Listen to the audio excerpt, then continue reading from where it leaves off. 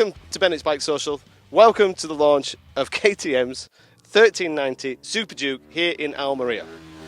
Yeah, that's right, 1390. That's a 1390 V-twin. My first car was a Vauxhall Nova. That was only a 1.4 and I thought that was huge. How have they got 1.4 into a motorcycle? And even more impressive is how have they got a 1.4 V-twin developing a huge amount of power and torque into a usable motorcycle. Now, KTM's Super Duke has always kind of been labelled the beast or the angry one or a little bit physical. But it feels like KTM have turned that down a little bit and have increased the rider rates. It's got phenomenal power, don't get me wrong. Here's some facts and figures for you. So we've got 188 horsepower up from 177, 145 newton meters up from 140. In English term, that's 107 foot-pounds of torque on 188 brake horsepower from a 1.4 engine. Well, to be precise, it's a 1350cc and the old one was 1301cc. So it's actually only gone up 49cc. But let's forget about the little bit of spec. Let's concentrate on the fact it's called 1390. I mean, that's practically a 1.4. That is pretty incredible. The first two sessions here in Almeria was kind of getting acquainted with the rider modes. Started off on the standard model because you have the standard model with manual adjustable WP suspension, and then you've got the pricier Evo model with the semi-active suspension. So we've had two bikes to test today, and we've had lots of different rider modes and different ways of riding the bike. And to be honest, we need another day to really go through all the rider aids. But it was interesting this morning because the track was a little bit dusty. We were on the Michelin Power GP tyres with no tyre warmers, so it was out the pits. No tyre warmers, no slicks, road legal rubber. Get used to the bike, get used to the feeling, get used to the fuel delivery. Rely on the rider aids. Obviously, you've got cornering ABS, you've got anti-wheelie, you've got traction control, you've got launch control, you've got every kind of imaginable system possible to keep you safe, to keep 1.4 on the track and not in the gravel. And then as the day developed, you learn to trim those rider aids to how you want to ride. So by the end session, I had no anti-wheelie, very, very little traction control, a little bit soft on the power, but full power. And it was really, really interesting because the tyre had given up. The tyre had done 5 sessions in blistering heat. The tyre had gone into early retirement and was on a cruise ship somewhere having a cocktail. It had gone. But with no traction, well, very little traction control and no anti-wheelie, you could feel the tyre moving. You could feel the chassis. You could feel the kind of front. There was lots and lots of feel.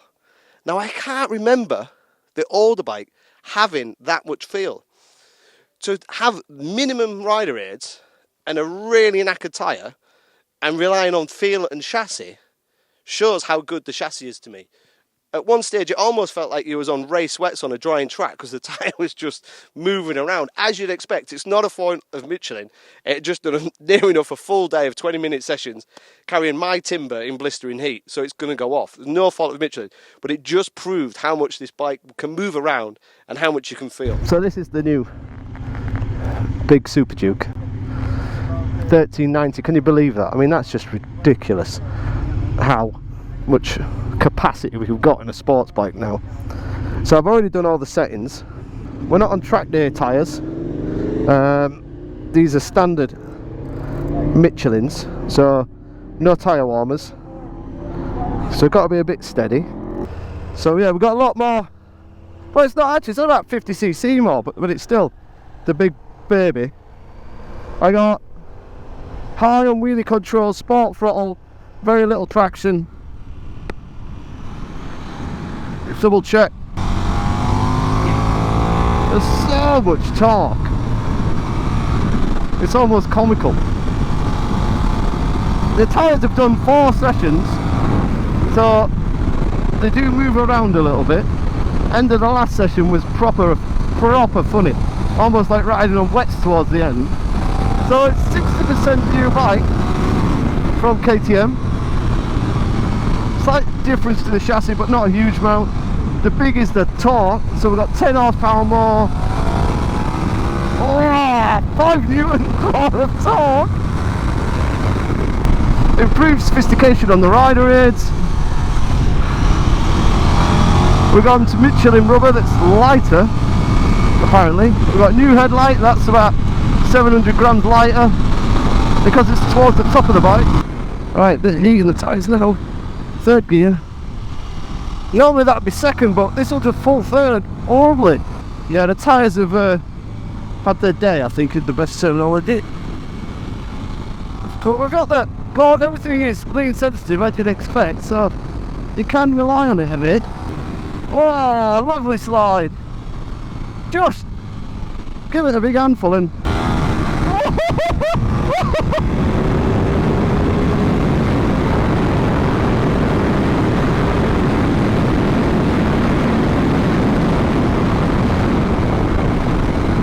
oh, what a manoeuvre!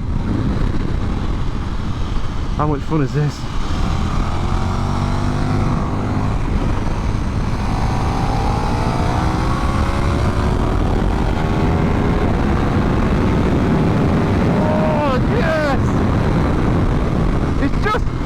Effortless. I think that's the best description.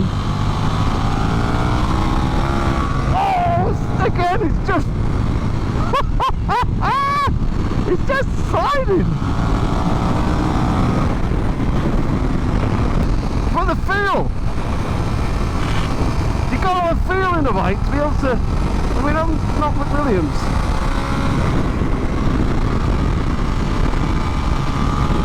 We also got the opportunity to test the Power Parts bike, which had the full Acropovic system, which pushes more torque and nearly 200 horsepower. And it had a few more of the performance parts accessories. What a bike. Now, you won't believe it, but this is third gear down there. And I don't think I've ever ridden a bike where I go from third to fourth and wheelie down the hill. And I'm not wheeling down the hill because I'm showing off. I'm wheeling down the hill because I'm climbing over the front and the front is still lifting. I look like a seal trying to get up a wet rock, or when they're trying to escape killer whales onto the ice. I'm crawling up the bike and the thing is still wheeling. It's got so much drive. It's incredible. Once you get used to it, you just bob, bob, it just drive. The whole intersection here in Almeria, you can just use third gear. I even did a couple of laps just in fourth and it was brisk, really brisk. It's got so much drive. Once you turn the anti-wheelie off, this will lift in fourth gear just on the throttle. It's an incredible bike. To sum up, KTM have, some of the rider aids, they've kind of made it softer so it's more manageable for some riders. I think they've also improved the chassis to give it more feel, to give it more refinement. There's more, I don't think I would have turned the rider aids off with a knackered tyre on the old bike, but I have done on this bike because they've just got that more feel. There's more contact between the rider and the bike. Lovely, lovely bike. And we really need to test this bike further because we've got the Evo with the semi-active, we've got the standard suspension, we had road tyres, then we had slick tyres, we had the performance parts, then we didn't have the performance parts, we had some rider aids, we didn't have some rider aids. So it is a really difficult bike to assess just by doing 6 sessions today. We need to have another bite of this apple and another go on this bike, and we also need to put it up against the competition. In terms of price, you're looking at 19,599 for the Evo or 17,999 for the R. If you go to PCP, it's 249 or 229. However, you need the tech pack. You really kind of do, which has got the quick shifter, the MSR, the suspension pro. So on the Evo, that's an extra £1,000 thereabouts. And on the R, that's an extra 850. You make that decision if you want that tech pack after 1,500 kilometres. Again, this is a bit contentious, and I'm sure we'll see loads of comments below saying it's good or bad. Personally, I prefer to try the rider aids, try the quick shifter, try the stuff, and then make the decision. But for me, you need those rider aids on this type of bike. You need to be able to trim it and enjoy it. Could be interesting when we ride it on the road, and it'll be interesting when we test this bike further. It's right on the kind of heels now of the 200 horsepower bikes, which is the MV, the BMW, and the Ducati Street Fighter. I think it's kind of leaving the Tuono slightly behind with its like 170, 175 horsepower. The Aprilia is a great bike, easy to ride, but this has got so much drive and so much torque. In terms of just sheer raw, I don't know what the technical rawness is, but in terms of raw, I think it's got the competition beat. If this was an American car, it'd be like a big V8, and you'd have to drive it with one arm out and loads of tattoos, and you'd just have to power slide it everywhere. It's just a bike. So if you could sum up a bike in a word, it's